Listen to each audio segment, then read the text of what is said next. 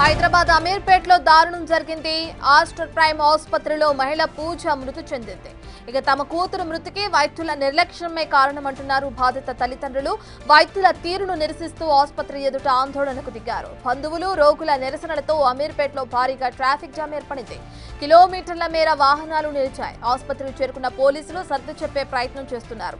అయితే 10 రోజుల్లో ఇలాంటివి 3 సంఘటనలు జరిగినట్లు బాధితులు ఆరోపిస్తున్నారు. మృతురాలు హనుమకొండకు చెందిన పూజ అని చెప్పారు పోలీసులు.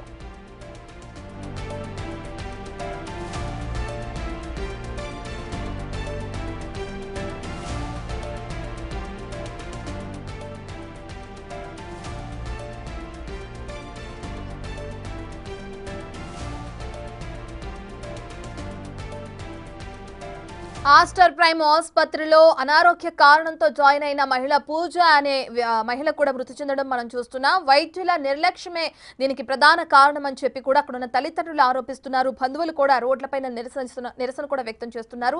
దీనికి సంబంధించిన పూర్తి డీటెయిల్స్ అందించడానికి మా ప్రతినిధి విజయ్ అందుబాటులో ఉన్నారు. విజయ్, 10 రోజుల్లో ఇటువంటి ఘటనలు ఇవి అనేకమైనవి జరుగుతూ వస్తున్నాయి 10 రోజుల్లో అని చెప్పి కూడా వాళ్ళు ప్రధానంగా ఆరోపిస్తున్నారు. మరి హాస్పిటల్ యాజమాన్యం ఏ విధంగా స్పందిస్తుంది? పోలీసులు అసలు ఈ విషయం సంబంధించి కేసు నమోదు చేశారా? ఎస్ రత్న, అయితే స్టేషన్ గన్పూర్కు చెందినటువంటి పూజ అనేటువంటి మహిళ గత 4 రోజుల క్రితం అయితే ఇటు ఆస్టర్ ప్రైమ్ హాస్పిటల్లో రక్తహీనతతో, అంటే రక్తం తక్కువగా ఉండడంతో ఈ ఆసుపత్రిలో జాయిన్ అయినట్టుగా కూడా వారి తల్లిదండ్రులు అయితే చెప్తా ఉన్నారు. అయితే ఆ వైద్యులు అందించినటువంటి వైద్యం వికటించడంతో పూజ చనిపోయినట్టుగా కూడా వారి బంధువులు అయితే ఆరోపిస్తూ ఉన్నారు. ప్రస్తుతం వారి తల్లిదండ్రులతో పాటు బంధువులందరూ కూడా హాస్పిటల్ ఎదుట అయితే ఆందోళనకైతే దిగారు. దీనికి సంబంధించి ఇప్పటికే అటు ఆసుపత్రి యాజమాన్యంతో మాట్లాడినటువంటి సందర్భంలో కూడా ఈ ఆసుపత్రి యాజమాన్యం కొంత నిర్లక్ష్య ధోరణి అనేటువంటి సమాధానం ఇస్తున్నట్టుగా కూడా తెలుస్తూ ఉంది. అంటే మాకు సంబంధం లేదు, తను ఎలా చనిపోయిందో కూడా మాకు తెలియదు అంటూ బంధువులతో చెప్పినట్టుగా తెలుస్తూ ఉంది. సో ప్రస్తుతం పూజ తల్లిదండ్రుల వద్ద అయితే ఉన్నాం. మనం ఒకసారి మాట్లాడే ప్రయత్నం అయితే చేద్దాం. అమ్మ, ఎప్పుడు జాయిన్ అయింది పూజ ఈ ఆసుపత్రిలో? గుజారా నాడ వచ్చినాం సార్, గుజారా నాడ వచ్చినాం.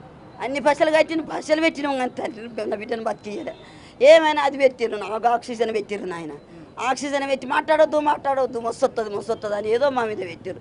ఒక్క సూదెక్కలే గోలెక్కలే ఏం పెట్టలే నాయన, అన్నం పెట్టలే, ఏది పెట్టకుండా నా బిడ్డ న్యాయంగా చంపారు నాయన. నీ కారణం అసలు ఏ కారణం చేత, అంటే ఏ హెల్త్ ఇష్యూ వల్ల ఆసుపత్రిలో జాయిన్ అయింది పూజ? బెడ్ తక్కువ బెడ్ ఎక్కిస్తామన్నారు, అంతే బెడ్ కొనుక్కొచ్చినాం. బెడ్ ఎక్కియలే నాయన. ఏమే కదా దొంగ సూది వేసిరు నా బిడ్డకి. ఎవ్వరు లేరు, కట్టేసిరు. అక్కడ నొత్తానే సూదులు నొత్తానే అయితే కట్టేసిరు నాయన. కట్టేసి నా బిడ్డను చంపారు నాయన. సచ్చినాక రక్తం తీసి పైసలు తీసుకురు నాయన. నీ కాలం పంపుతా మేము అట్లా నమ్మినాము నాయన, బతికిస్తారు అనుకున్నావు.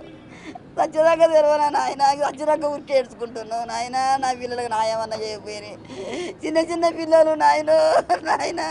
ఆసుపత్రి యాజమాన్యం వాళ్ళు ఏమంటున్నారండి? ఏమంటారు, మేము చేసే ట్రీట్మెంట్లు చేసినాం అని ఆ పత్రాలన్నీ మళ్ళీ పత్రాలు గుంజుకున్నారు. ఆ ట్రీట్మెంట్ ఏమి ఉన్నాయో అవి ఇవ్వమని పోలీసు వాళ్ళు వచ్చి అడిగినా అవి గుంజుకొని ఇయ్యలే. 1 గంట తర్వాత తయారు చేసి పట్టుకొచ్చి ఇస్తాము అని తయారు చేస్తానికి ఉన్నారు దొంగ డాక్టర్లు అంతే. ఎస్ రత్న, ఇది పరిస్థితి. వారు సుమారుగా 4 రోజుల క్రితం అయితే పూజ ఆసుపత్రిలో జాయిన్ అయినట్టుగా కూడా తెలుస్తూ ఉంది. కానీ అటు డబ్బులన్నీ కట్టించుకున్న తర్వాత కూడా తను పూజ చనిపోయింది అంటూ బంధువులు అయితే ఆరోపిస్తున్నటువంటి పరిస్థితి కనిపిస్తూ ఉంది. పూజ రైట్, థ్యాంక్ యూ విజయ్.